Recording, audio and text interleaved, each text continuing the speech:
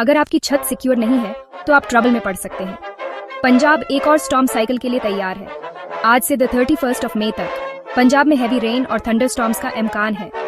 अपर और central districts जैसे लाहौर और फैसलाबाद में सिवियर वेदर की आशंका है। रीसेंट स्टॉर्म्स से 20 डेथ्स हुई और 150 से ज्यादा इंजरीज।